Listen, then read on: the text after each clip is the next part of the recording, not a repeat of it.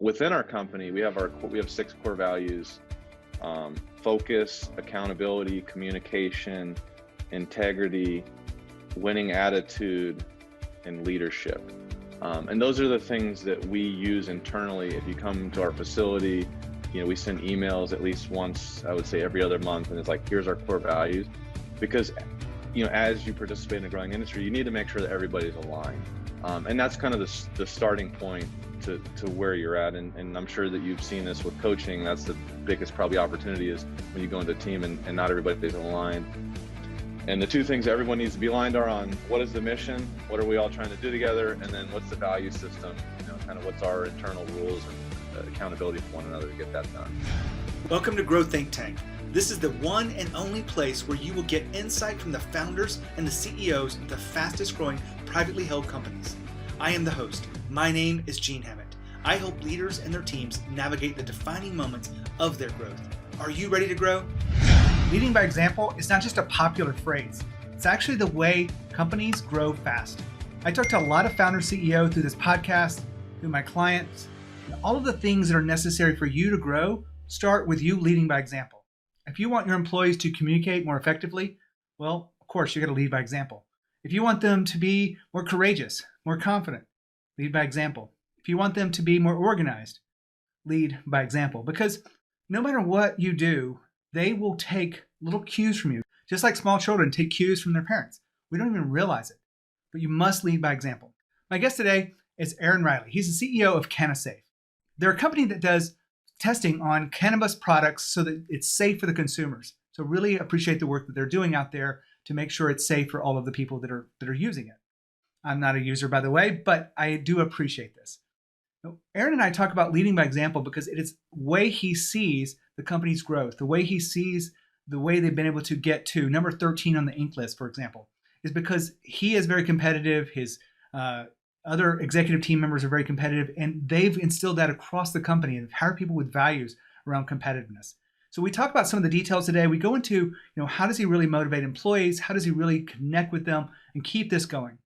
Before we get to the interview, let me just remind you that if you're thinking about your own leadership, you're thinking about how you're leading by example, are you really trusting yourself enough? Make sure you go to genehammett.com and go try coaching. You can actually set up a free coaching session with me if you qualify. If you have a company, if you have you want to grow faster, then you would qualify from this. But there's a few questions on there that you'll ask. Just go to genehammett.com/try coaching. Now here's the interview with Aaron. Aaron, how are you? Doing good, Gene. How are you doing? Excited to have you on the podcast here. I've already let our audience know a little bit about you, but I haven't told them much about CannaSafe. So tell us what it is in the short version. Awesome. So, we're actually working on our tagline right now, and we wanted people to ask the question, is it CannaSafe, when they're buying a cannabis or CBD product?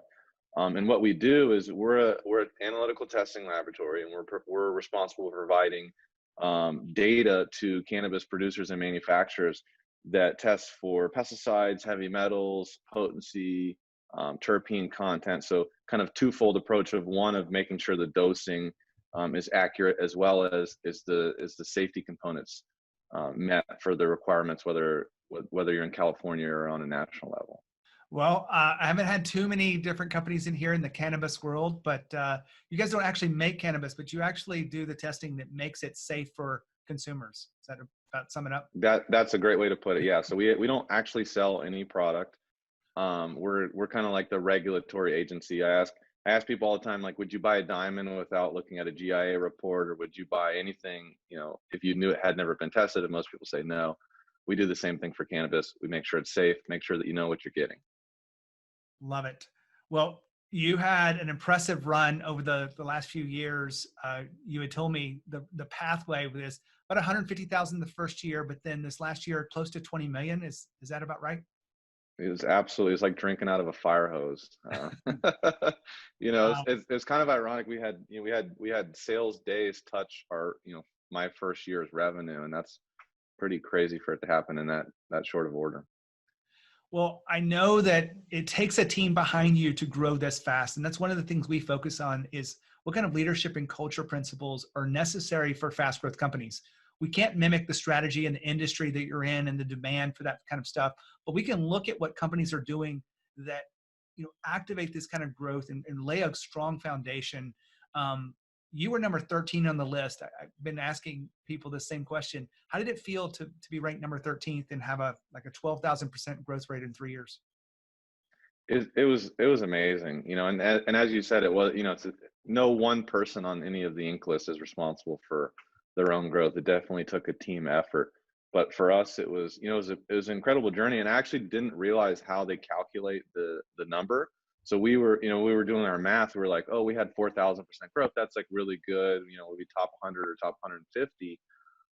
And then, how they calculate is they use the beginning of your third year as the kind of the starting revenue, which was that 150K number. And we're like, holy crap, we're going to be really high on the list. So it was kind of a surreal, thing to find out that we were going to be that high. And then, receiving that we were 13th was is incredible, especially in our industry, that it's growing this quickly, but to be recognized on that level with not just within cannabis, but all of the fastest 5,000 growing businesses in America. So Aaron, I was able to do a little bit of research around the company, and I saw on your website the mission that you have and the values of the company. I know a lot of people kind of put those out there front and center, but what would we see inside your company as it relates to mission and values that we couldn't see on your website or something like that? Got it. So, our mission is safe cannabis and hemp for all. So we want to be able to, we want to be able to provide testing service that has people know that they're able to access safe product. Within our company, we have 6 core values: focus, accountability, communication, integrity, winning attitude, and leadership. And those are the things that we use internally. If you come to our facility, we send emails at least once, I would say every other month, and it's like, here's our core values. Because as you participate in a growing industry, you need to make sure that everybody's aligned. And that's kind of the starting point to where you're at. And I'm sure that you've seen this with coaching. That's the biggest probably opportunity, is when you go into a team and not everybody's aligned. And the two things everyone needs to be aligned are on: what is the mission? What are we all trying to do together? And then what's the value system? Kind of what's our internal rules and accountability for one another to get that done. You're absolutely right. I study a lot of companies, a lot of the interviews we've had on here, and founders like yourself have overemphasized putting effort into that mission, vision, and values, so that everyone stays aligned. Speaking of alignment, you wouldn't have gotten to 115 employees. You wouldn't have gotten to 12,000% growth rate without having some really effective strategies for alignment. So what comes to mind as those effective strategies? I think, for me, and this is an evolution thing, but especially when you're starting out as a small organization. I mean, when I first started, we had less than 5 people, and you're very hands-on. And as you grow, I mean, even when you have 50 people, you can know everybody by name, you can know what everybody's doing. But the trick is to keep everybody aligned as you grow. And the way that you do that, the 2 ways that we like to do that is, one is communication. So either in a group setting, email setting, and then the second one is a strong onboarding process, so that when people join the company, they might not have the same exposure to you as, employee 10 had way more exposure to you than employee 100, but employee 100 knows what the mission is, they know what the vision is, and they know what your core values are. And then they hear from you on a monthly or bi-monthly basis, in terms of like, here's a general update, here's what we're doing, here's what we're focusing on, here's what the company's number one objective is for this quarter. You said strong onboarding. I'm just kind of curious, what would that look like? Is it one day? Is it half a day? How would you describe that onboarding process? So we have kind of 2 tracks. We have one track for executives, which is actually a week where they sit down one-on-one with every other executive. And there's obviously the focus of alignment and core value, but a lot of it's just interpersonal. Like, these are people that are going to be working with. You have to start building that trust, because ultimately, as your business grows, you can't make every decision, and you have to trust people that you hire to make those decisions. So we have the executive track, which is actually over a week, and then for our other employees, it's typically a 1 to 2 day process where they go through, they learn about the company, they do all their paperwork, They have opportunity to read kind of our general SOPs, our employee handbook, learn about all the benefits that we offer, really make sure that they understand their job description when they come in. That's one of the biggest things that, just in my experience is like, everybody didn't always have a job description. Everything wasn't always clear. And as you grow, you move away from people, and that's one of the biggest contention points for people being frustrated, is not knowing what their job is and not knowing what to do. And if you don't have a clear onboarding process, they can't go look at their job description and say, oh, this is my job, this is what I'm responsible for. It makes it more difficult for them to continue to stay engaged and aligned. Hold on for a second. Aaron just said that onboarding is a 1 to 2 day process for everyone that's not an executive. Are you thinking that your process might need to be improved? Well, here's one thing I would share with you. That onboarding process is often overlooked as a chance to really create some connection with that person. This is the first time they're coming into your organization. It's a different experience than the interviews, but they know that they got to connect with others and build these interpersonal kind of connections across the company. And that onboarding is a great place to do that. But also, you want to make sure you reinforce the values consistently in different ways. You want to share with them why these values are so important, what they are, what they mean. Share stories. This is very important for you if you want to have that kind of alignment that is necessary for a fast growth team. When you have the right onboarding process, and in fact, one of the interviews I did talked about designing the perfect day. How would it look if we reimagined that perfect onboarding process? And they actually created that. And that's what people have been experiencing in the company. Those are just some ideas to help you with your onboarding process. Now back to the interview with Aaron. I want to go a little bit deeper here with you. One of the things that we found out about your company is you have a competitive drive and you want to bring that into the culture, but you also have this concept of being prepared. How do those two things really help you win the day as a company? Awesome. Well, that's one of my favorite quotes from Warren Buffett: "An idiot with a plan can beat a genius without a plan." Um, and I think for me, being prepared, I actually take it back to when I played sports. I played college football, and you do so much to prepare for a game. I mean, the game is only 60 minutes, but you spend, you know, 10 plus hours of practicing and watching film and lifting weights for 60 minutes. And typically you're playing 60 plays. And then, for, most players, like I played defensive line, nobody ever played all 60 plays. You play 75% of snaps. So you're spending, 10 plus hours for 45 plays, and those plays are 3 to 6 seconds each. Same thing in business. You have to there's so much work that has to be done before you're actually being competitive. Like before you can actually go and make a sale, there's so many things that have to be done. What are you selling? How are you going to operationalize those things? What is the market going to look like? Because if you have an idea today, you're going to be selling to a different market, to a different client in the future. In our business, I'll give you an example of one of the things that really helped us prepare and get way ahead of the edge. And this is probably the main reason why we had this significant amount of growth. When I first started, we would do the testing for these high times cannabis cups. This is 2016, 2017. And what these are events where consumers can come and they can buy products and they can try stuff. And it's like part quasi music festival. But for us as a testing lab, we have 400 products to test in 3 days. And when I first started, 10 samples in a day was a good day. Now we're doing anywhere from 600 to 1,000 tests a day. So just to give you an idea of, kind of difference. But we would get these 400 samples and they would want them back in 3 or 4 days. And at the time it was, considered borderline impossible. Like, how do you manage this many samples? You're used to getting 10 samples and now you have 400.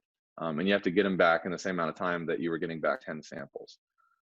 So it really allowed us to think about, what does the workflow look like? This is what in 2016, 17, we're like, this is what every day is going to look like. We're going to be in California. It's going to be a compliant market. If we want to be a leader, we have to be able to accommodate this much volume. So we designed our whole laboratory, based on the thought that we're going to have this many samples, and we have to be able to get them through production, get them on instruments, and get the data out in an efficient manner. And then in terms of being competitive, that's just something, the athletic background is, we're playing to win. I think anybody in business is playing to win, whether, it's a sale or, award or profit, like you're playing to win.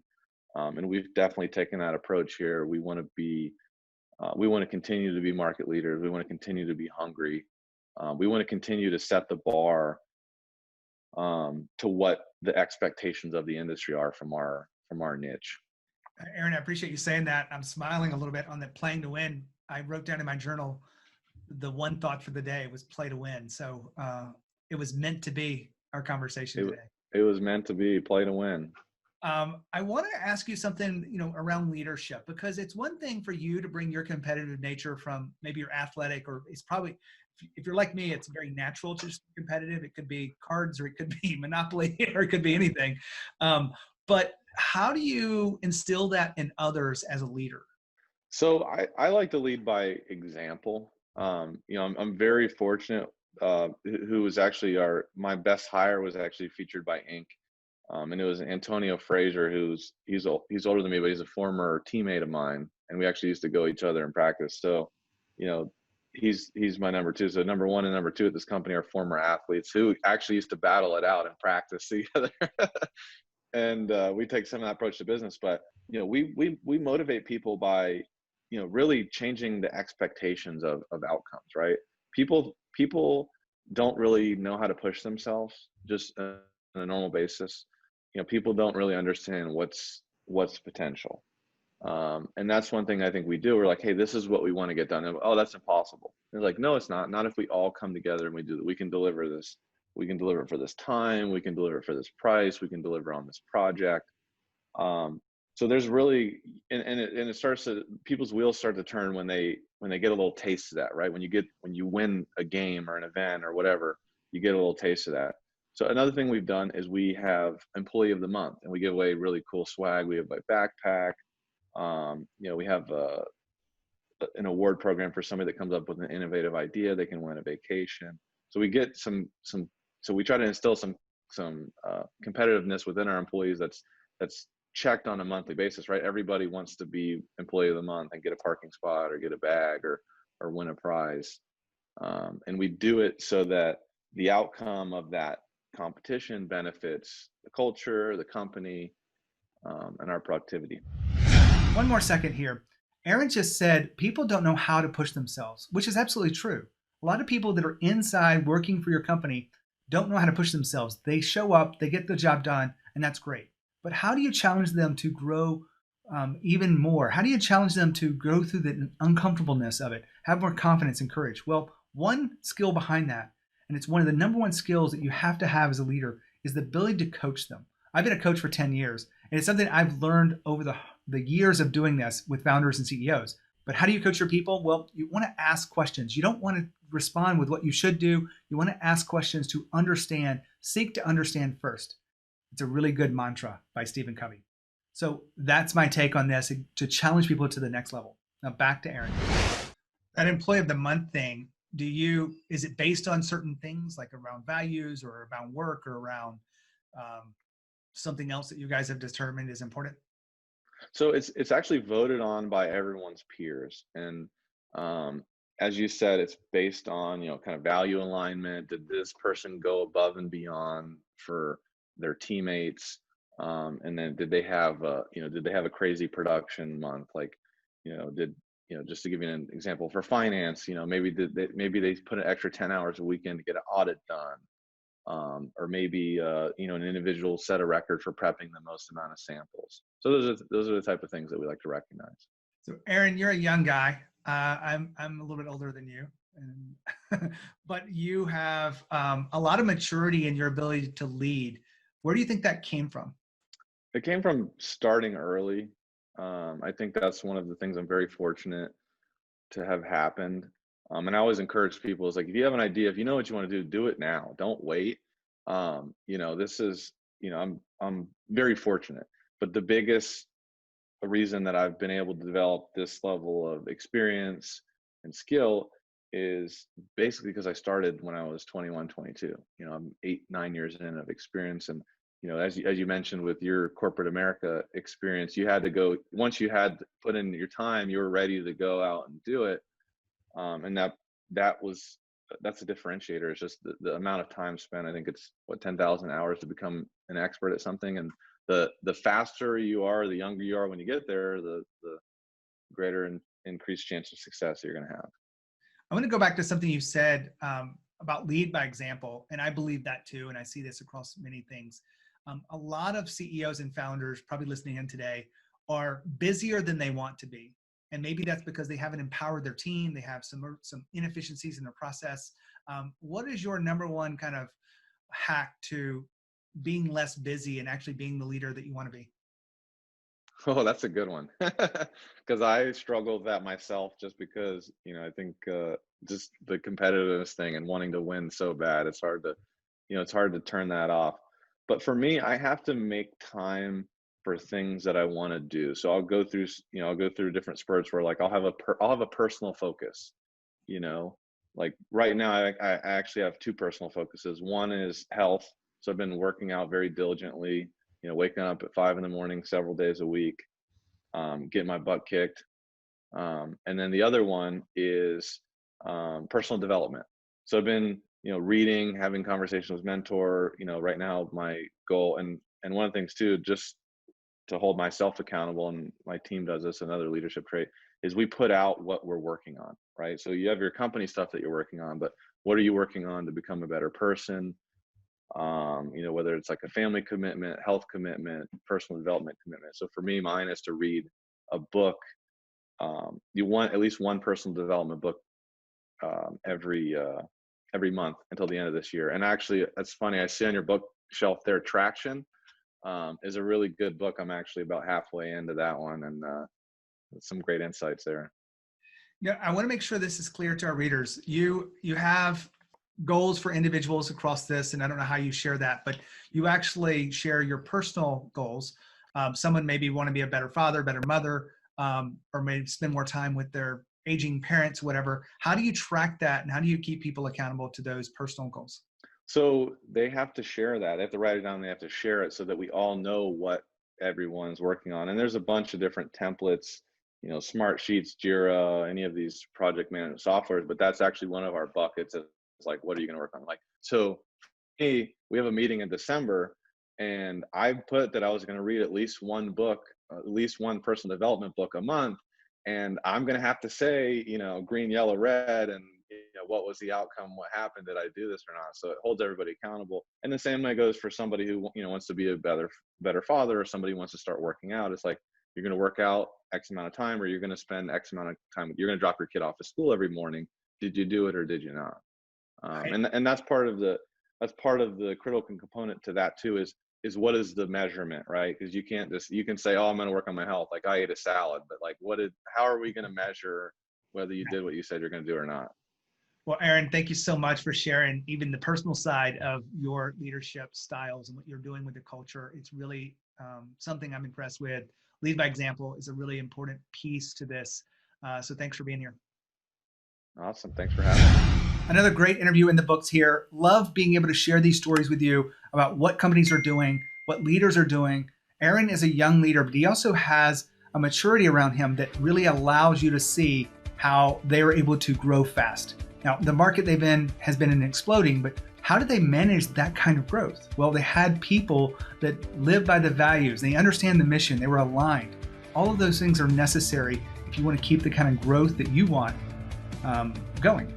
When you think about leadership and you think about growth, think of Growth Think Tank. As always, lead with courage. We'll see you next time.